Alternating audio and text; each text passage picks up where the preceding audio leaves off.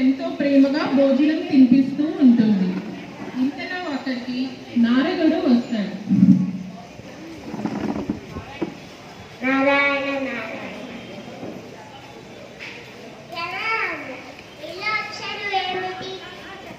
ఈ దివ్యఫలం ఇవ్వడానికి వచ్చాను. మీకు ఈ దివ్యఫలం ఇవ్వడానికి ఇది ఎవరు తింటారో వాళ్ళకి అతులమైన బుద్ధి లభిస్తుంది.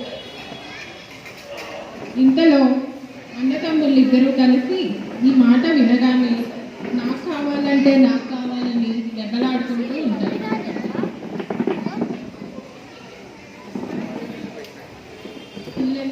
పిల్లలు దెబ్బలాడుకోకండి. నాకు ఇద్దరు సమాధానం లేదమ్మా, ఈ సమస్యను నాన్నగారి దగ్గరకు తీసుకువెళ్ళాల్సింది.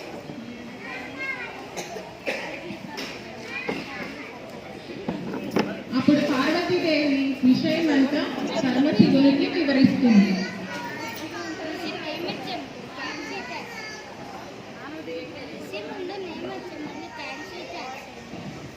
నాన్నగారు మీరే చెప్పండి, నేను కార్తికేయుడి కన్నా పెద్దవాడిని, ఆ దివ్య ఫలం నాకే దక్కాలి.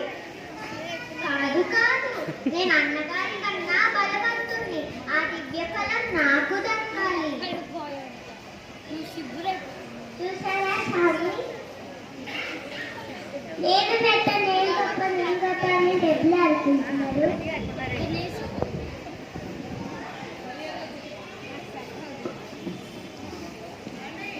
నారదుని, మీ వద్ద పరిష్కారం ఉంటే చెప్పండి.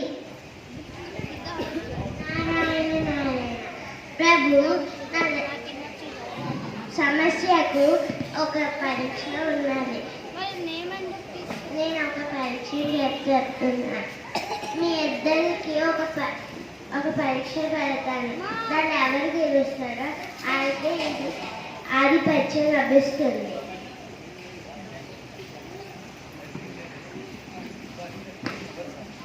పరీక్ష నారదుని, మీ ఇద్దరు భూలోకం పరీక్షలు ఎవరు చేసి మొదటి వస్తారో ఆలే విజేత.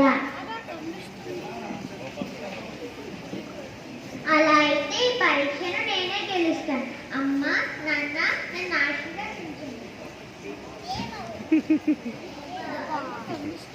జై బాబా. అప్పుడు కార్తికేయుడు తన వాహనమైన నెమలి మీద భూలోక ప్రదక్షిణకు బయలుదేరుతాడు. ఇంతలో గణేశుడి వాహనమైన మూషికము గణేశునితో ఇలా అంటుంది. ప్రభు, నేను నెమలిలాగా వేగంగా పరిగెత్తలేను.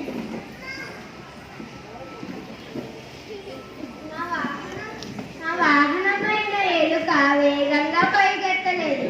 ఎంత వేగంగా పరిగెత్తినా నెమలినైతే ఓడించలేదు. ఏదో ఒక ఉపాయం ఆలోచించాలి. ఇంతలో గణేశునికి ఒక ఆలోచన వస్తుంది. మూషికమా, నువ్వు బాధపడకు. మనము వేగంగా పరిగెట్టాల్సిన అవసరం లేదు. అమ్మా, నాన్న, మీరు కలిసి కూర్చోండి.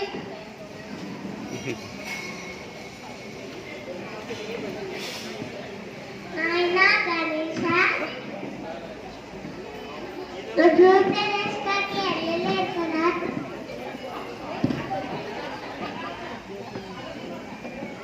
పార్వతి, మన ఇద్దరు పుత్రులు చాలా తెలివైన వాళ్ళు. గణేశుడు ఇలా చేస్తున్నారంటే ఏదో ఆలోచన ఉంటుంది. ఇలా గణేశుడు శివ పార్వతుల చుట్టూ ప్రదక్షిణ చేస్తూ ఉంటాడు. గణేశుడు ఇలా చేయడం చూసి శివ పార్వతులు నారదముని ఆశ్చర్యపోతారు.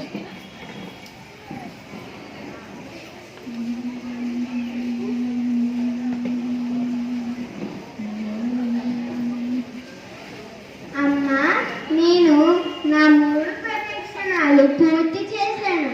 మరి నాకు ఆ దివ్య ఫలం ఇవ్వరా?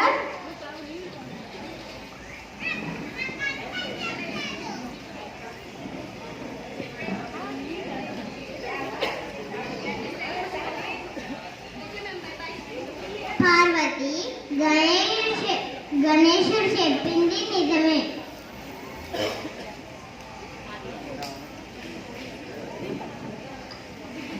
అమ్మా, నేను భూప్రదక్షిణాల కోసం కైలాసం విడిచి వెళ్ళాల్సిన అవసరం లేదు. పురాణాల ప్రకారం తండ్రి తల్లుల చరణాల వద్దే ప్రపంచం ఉన్నదని చెప్పబడింది.